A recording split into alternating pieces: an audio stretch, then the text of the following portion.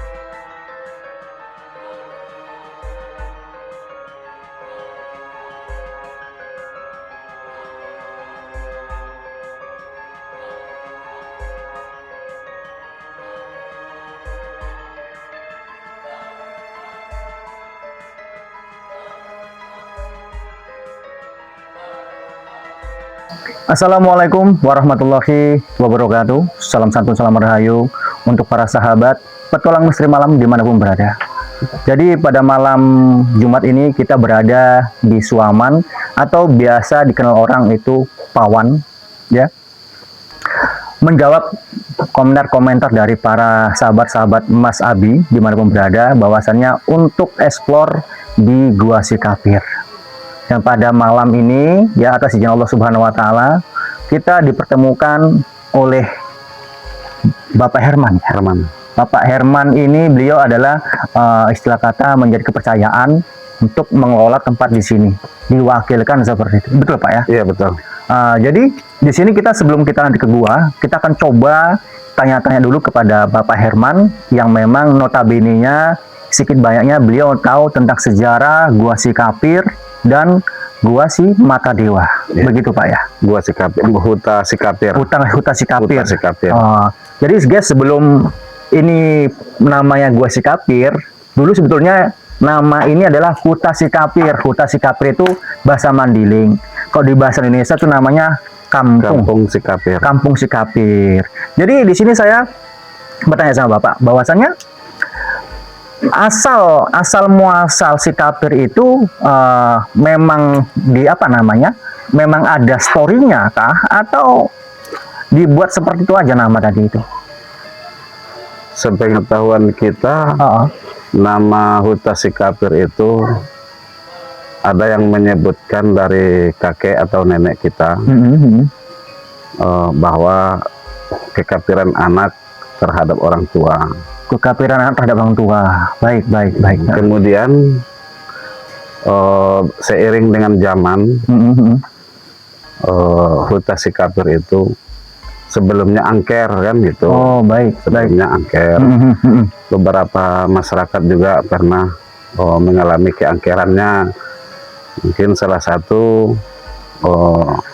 pernah mengalami ketika di waktu-waktu tertentu seperti maghrib atau mungkin tengah malam. Baik. Nah, ada yang mengalami mungkin mendengar suara-suara aneh.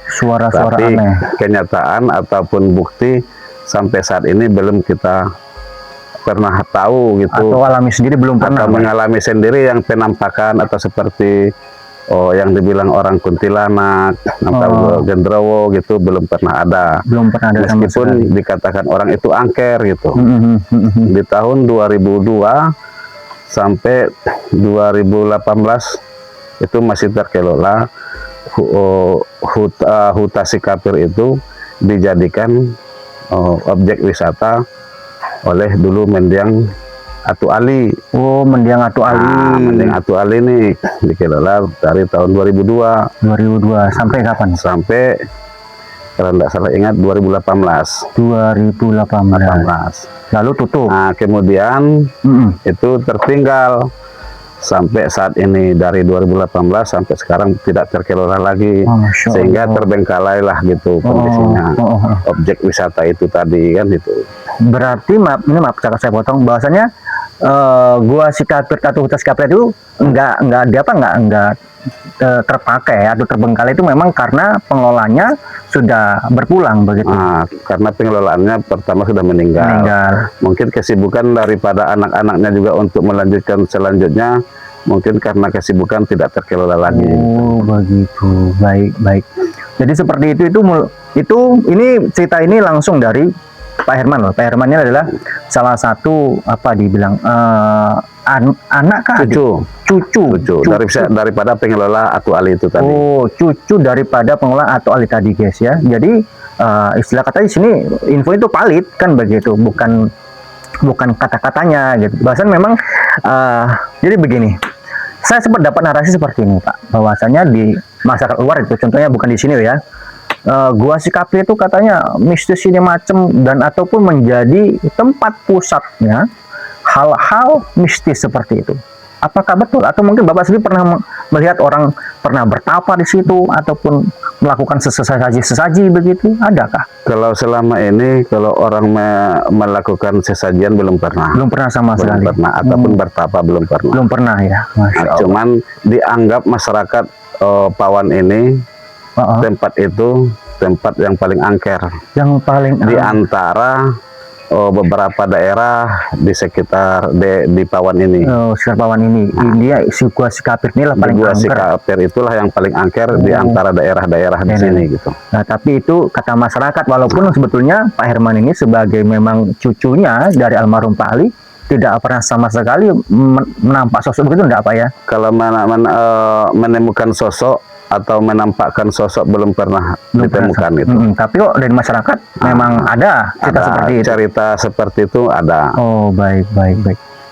Jadi tadi Pak gini, tadi saya dapat ada sana nampak ada apa namanya, sampan kah?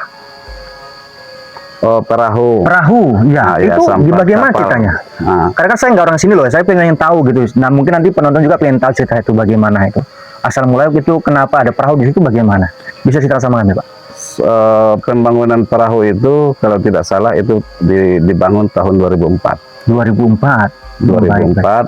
tahun 3 tahun setelah berjalannya objek wisata air panas Suaman. Oh, air panas ini. Ya. Begitu baik. Nah, kemudian dibangun itu di 2004 itu sama orang kita Jawa. Kebetulan tukang dengan arsiteknya orang kita Jawa. Nah, di situ dibangunnya bukan setahu kita bukan karena ada sejarah. Bukan karena setahu kita. Iya, baik. Karena bukan ada sejarah. Nah, yang itu dibangunnya itu di 2004 itu karena ingin untuk daya tarik pengunjung begitu ke sini ya. Setahu kita itu. Baik. Nah, tadi Bapak juga sempat menceritakan bahwasannya ini Pawan ataupun air panas namanya Pak Suaman kan? Air panasnya Suaman namanya. Air panas Suaman, mungkin di situ teman-teman nggak tahu kan, itu sebenarnya nama Suaman itu ada kisahnya juga. Kenapa nama Suaman itu ada? Boleh cerita sama Bapak? Dari mana asal muasal air panas Suaman tadi ini? Kenapa nama Suaman? Itu dulu kita ambil dari nama dari orang penghuni pertama di sini. Pembuka kampung. Penerobos lah. Jadi dialah yang dulu pernah tinggal di sini. Jadi sebagai kita jadikanlah nama tempat ini Suaman. Berarti Suaman itu nama almarhum yang dulunya pernah tinggal di sini. Oh begitu. Jadi guys, untuk memberitahu bahwasanya dulu makam dari Pak Suaman itu di perahu tadi, cuman inisiatif dari warga sudah dipindah ya Pak ya? Dipindahkan. Dari situ lagi posisinya. Baik. Tadi saya juga sempat ada cerita masyarakat mitos yang berada di sini Pak. Apa namanya? Tadi saya juga sempat lihat di pamflet itu sebelum masuk ada namanya si Buah Langit. Itu bagaimana ceritanya Pak? Kenapa ada si Buah Langit tadi itu? Durian si bau langit. Durian si bau langit. Itu cerita dongeng, cerita masyarakat kita di sini. Jadi ceritanya ditemukan raja lah dulu durian itu. Durian ini saking besar sampai 7 hari 7 malam. Itu kan cerita dongeng. Maksudnya ini 7 malam baru jatuh kah atau habis dimakan? Tidak, baru itu jatuh setelah 7 hari 7 malam. Jatuh, ditemukanlah sama raja. Dan di cerita itu tadi duriannya sudah berlobang. Sudah berlobang. Dimakan 7 pelanduk atau kancil kan. Dimakan kancil. Baik. Nah, saking besarnya itu cerita durian itu tadi, 1 biji itu untuk 7 pelanduk atau kancil tadi itu tidak habis. Tidak habis, saking besarnya buah durian tadi itu. Itu cerita dongeng dari masyarakat sini. Ya guys, itulah asal muasal nama si durian bau langit ya. Durian si bau langit. Durian si bau langit. Berarti durian yang bau dari langit mungkin gitu Pak ya. Dia pawan ini dari tahun dari zaman dulu sampai sekarang itu terkenal durian pawan ini. Begitu. Dulu kan di pawan ini kan banyak penghasil durian. Durian di sini. Sehingga terciptalah kemungkinan itu cerita dongengnya itu si bau langit itu. Jadi kalau dulu berbuah manggis, pawan ini gelap. Berbuah langsat, ketika malam pawan ini terang. Itu saking banyaknya buah-buahan di sini, penghasilan dari manggis, buah dari manggis, buah dari langsat gitu. Apalagi durian kan gitu. Nah, sebelumnya penghasil kita di sini orang di Pawan ini kopi di tahun 70-an, di tahun 80-an itu penghasilan masyarakat kita di sini kopi. Setelah itu kita baru karet. Nah, sekarang karena orang punya lahan digantikan sama sawit saat ini, sehingga mulai habislah gitu pohon langsat, pohon manggis, durian dan itu. Baik, oke, itu terima kasih Pak. Jadi saya juga mau tanya, asal mula air panas tadi ini ada hubungan nggak sama si Kapir, sama gua ataupun hutan si Kapir? Air panas yang sekarang ini Bapak kelola ini. Hubungannya kalau dari cerita orang yang beredar itu orang tua zaman dulu lah. Orang tua zaman dulu itu karena kekafiran itu tadilah air panas ini mungkin bisa jadi itu sumpahnya daripada orang tua sehingga menimbulkan panasnya bumi. Begitu. Tidak terima karena itu kedurhakaan dengan kekafirannya anak terhadap orang tua. Berarti istilah kata maaf cakapnya mungkin ini air mata dari anak yang dikafirkan begitu Pak ya? Iya. Begitu. Jadi itu tadi sudah kafir, sudah air panas, sudah asal muasal durian si bau langit sudah. Nah, di sini juga ada yang namanya Gua Si Mata Dewa Pak ya? Gua Mata Dewa itu tidak ada sejarahnya. Tidak sejarahnya. Cuman karena di situ Kuta Si Kapir mungkin disambungkan gitu. Ada Goa Mata Dewa, ada Gua Kodok, ada Gua Kalilawar. Nah, Gua Kalilawar itu karena di dalamnya banyak kalilawarnya. Begitu. Yang Gua Kodok itu karena bentuknya seperti kodok. Jadi si Mata Dewa tadi buah Mata Dewa itu karena memang bentuknya seperti mata dewa. Seperti mata. Jadi istilahnya nama-nama tadi terjadi ataupun tercipta karena bentuk dari tempat tadi ya Pak ya? Itu dinamakan sesuai bentuk. Sesuai bentuknya ya. Berarti bukan seperti perahu tadi. Ya, itu beda, tapi tidak apa-apa, namanya juga sudah terjadi ya kan. Itu tadi. Lalu di sini ada nggak pernah terjadi sesuatu Pak kepada para pengunjung yang pernah berwisata ke Gua Si Kapir dahulu? Kejadian apa itu? Selama ini belum pernah ada. Belum ada. Belum pernah ada. Baik. Tapi Di sini selain Gua Sikapir dan Semata Dewa, ada apa lagi, Pak? Tempat kunjungan yang dikunjungi orang gitu di sini ada objek wisata Hapanasan, ada Gua Mata Dewa, ada air panas Suaman. Kemudian baru-baru ini ada pula Batu Lobang. Batu Lobang. Nah, itu yang arahnya di depan objek wisata Gua Sikapir. Oh, begitu. Kemudian ada lagi Batu Gajah. Itu Batu Gajah itu arah perbatasan Pawan sama Menaming. Oh, begitu. Cuman masih wilayah Pawan. Nah, kalau Cibogas, Pak? Kalau Cibogas itu di Kaiti. Oh, di Kaiti. Jadi sudah beda wilayah. Beda wilayah, beda desa. Jadi intinya guys ya, bahwasan di Pawan ini banyak tempat-tempat pariwisata yang memang notabene itu bagus-bagus sebetulnya kalau Sandi tadi memang dapat perhatian, Pak ya. Iya. Cuman sekarang ini Gua Sikapir sendiri itu memang sudah berapa tahun, Pak, dari kapan? 2018 sampai sekarang kah? Kalau itu tidak dikelolanya lagi sekitar itulah 2018 sampai sekarang. 2018 sampai sekarang berarti sudah 8 tahun lebih ya. 8 tahun lebih sudah tidak dikelola lagi ataupun dibuka untuk umum. Tidak dibuka untuk umum.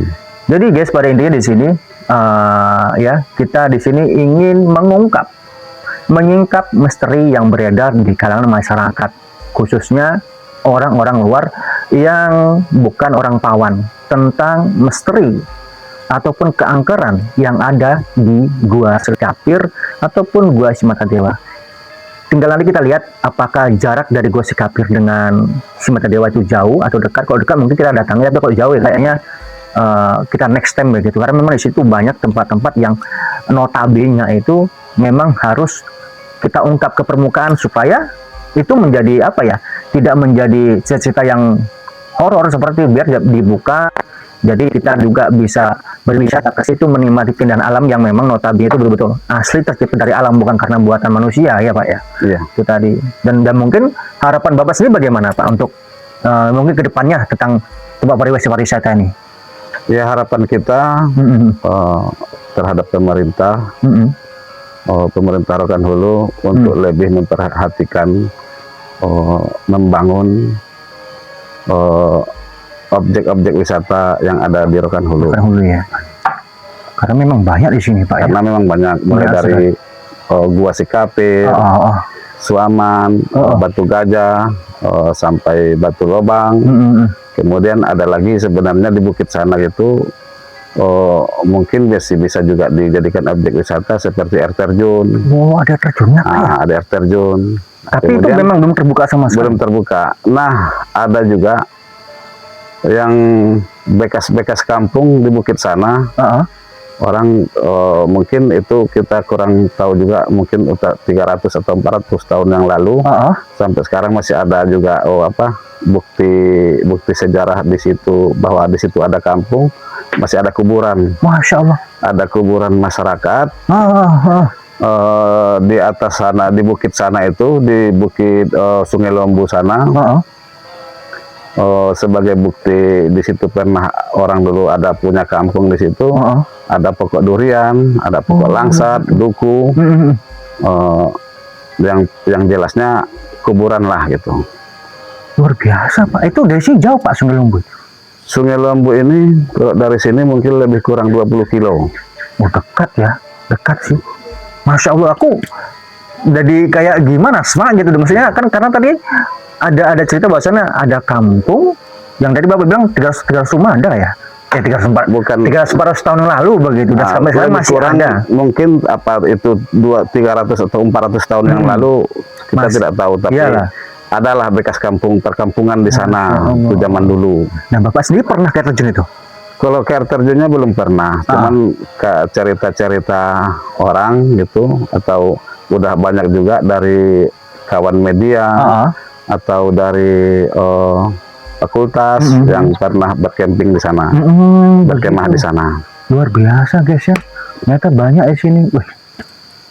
Saya masuk seru malah kalau bekas kampung, apalagi ada makam. Yang notabene makam itu memang sudah jadi keramat lah ya, karena udah 100 tahun lebih dibilang ya, Pak ya. Iya. Luar biasa tuh, guys. Jadi ada lagi nggak Pak cerita-cerita yang mungkin buat kami ini kan yang notabene bukan nasi orang sini toh ya, yang kami itu memang pengen tahu tentang dari sini, itu ada lagi nggak mungkin pesan-pesan dari Bapak sendiri yang mengelola sini untuk para pengunjung yang mungkin nanti akan dibuka begitu, bagaimana, adakah hal-hal yang kita perlu jaga, entah seperti ucapan, sikap atau bagaimana begitu? Ya, tentang menjaga sikap itu kan udah pasti. Itu di mana bumi dipijak, di situ langit dijunjung. Oh, siap. Nah, tentu laku langkah kita terhadap dimanapun tempat, atau perilaku kita dimanapun tempat, ya tentu kita harus lebih memperhatikan atau lebih mempedulikan itu tempatnya di mana, kan itu seperti di kita beberapa orang juga mengatakan ada tempat-tempat yang angker, ada yang tempat-tempat yang tidak boleh dikunjungi, ada tempat-tempat yang boleh dikunjungi. Masya Allah. Jadi begitu, itu pesan-pesan dari Pak Herman ini, intinya beliau adalah salah satu cucu dari almarhum atau Ali yang memang mengelola ataupun melestarikan tempat-tempat wisata di sini Pak ya. Seperti air panas yang sekarang yang sedang dibuka ini begitu. Walaupun saya dulu pernah ke sini, tapi udah lama mungkin ya. Dulu saya pernah ke sini tapi saya udah lupa jalannya. Dan ini untuk akses jalan menurut Bapak sendiri bagaimana? Sebenarnya masih perlu dibenahi. Cuman Pak, udah kita ajukan. Kemungkinan untuk tahun depan pemerintah udah mengasih kabar gitu bahwa kedepannya kita akan mendapatkan fasilitas yang lebih layak lagi daripada sekarang ini. Oh, itu tadi. Jadi kan memang di sini kan banyak tempat wisata begitu kan. Nggak salah, nggak salah sih itu tadi, karena memang di sini bagus, lokasinya juga bagus begitu, Masya Allah. Oke lah Pak, saya terima kasih atas informasinya. Ini kita akan lanjut ke guanya ya, yang memang ditemani oleh Bapak sendiri, Pak Herman sendiri begitu. Karena beliau juga berpesan bahwasannya beliau khawatir gitu dengan keselamatan kita sendiri. Ya bukan karena ada apa-apa, enggak, lebih kepada antisipasi begitu kan. Karena saya dengan tim saya itu kan memang bukan orang sini kan, apalagi beliau kan memang langsung keturunan cucu dari Atu Ali, siapa tahu begitu ada hal-hal yang mungkin kita nggak ketahui, beliau bisa untuk membackup hal-hal itu begitu. Ya Pak, makasih loh Pak ya. Oke gitu aja Bolo, jangan di skip, kita akan lanjut ke Gua Si Kafir.